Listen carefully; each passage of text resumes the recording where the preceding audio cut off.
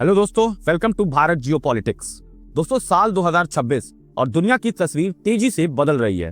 जिस global system पर दशकों से पश्चिमी देशों का कंट्रोल था, अब उसी सिस्टम को चैलेंज किया जा रहा है और ये चैलेंज ब्रिक्स देशों के द्वारा हो रहा है। ब्राजील, रूस, भारत, चीन और साउथ अफ्रीका अब एक नए युग की नींव रख रहे हैं। एक ऐसा युग जहां दुनिया यूनिपोलर नहीं बल्कि मल्टीपोलर होगी। और सबसे बड़ी बात, इस बदलाव के केंद्र में भारत खड़ा है। दोस्तों, आगे बढ़ने से पहले आपसे एक छोटा सा रिक्वेस्ट है, प्लीज हमारे इस नए YouTube चैनल को एक सब्सक्राइब करके सपोर्ट करना मत भूलिएगा, क्योंकि आपका सपोर्ट हमें काफी मोटिवेट करेगा आपके लिए और भी जियोपॉलिटिकल दमदार अपडेट्स और वीडियो लाने के लिए। दोस्तों, 1 जनवरी 2026 से भारत ने ब्रिक्स की चेयरशिप संभाल रखी है। लेकिन दोस्तों, ये सिर्फ एक पोजीशन नहीं है, ये 20 साल की स्ट्रेटेजिक मेहनत का नतीजा है। भारत ने साफ कर दिया है कि ब्रिक्स अब सिर्फ चर्चा का मंच नहीं रहेगा। इस बार थीम है building of resilience, innovation, corporation and sustainability, यानी मजबूत सिस्टम, नई टेक्नोलॉजी, आपसी सहयोग और टिकाऊ विकास। अब बात सिर्फ भविष्य की नहीं, कंट्रोल की है। दोस्तों, ब्रिक्स का सबसे बड़ा हथियार है फाइनेंशियल इंडिपेंडेंस।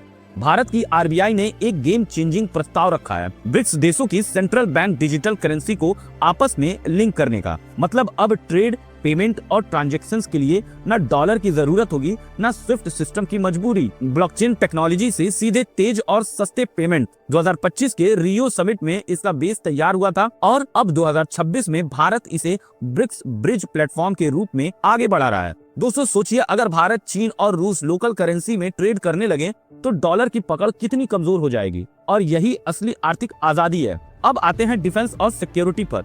ब्रिक्स अब सिर्फ बयान नहीं दे रहा है, अब वो एक्शन में है। हाल ही में साउथ अफ्रीका के समुद्र में एक ज्वाइंट नेवल एक्सरसाइज हुई, जिसमें भारत तो शामिल नहीं हुआ, लेकिन इसमें चीन, रूस, ईरान और साउथ अफ्रीका शामिल थे। इस एक्सरसाइज का नाम रखा गया था विल फॉर पीस 2026। फोकस था इंडियन ओशन, रेड सी और हॉर्मुज स्ट्रेट जैसे क्रिटिकल शिपिंग रूट्स की सुरक्षा। मैसेज बिल्कुल साफ है, हमारी सी लाइन अब हम खुद प्रोटेक्ट करेंगे।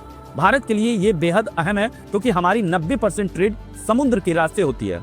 दोस्तों, अब बात करते हैं स्पेस की, जहां अमेरिका का स्टारलिंक पूरी दुनिया में छाया हुआ है। वहीं रूस ने लॉन्च किया है जॉर्की सैटेलाइट कॉन्स्टेलेशन।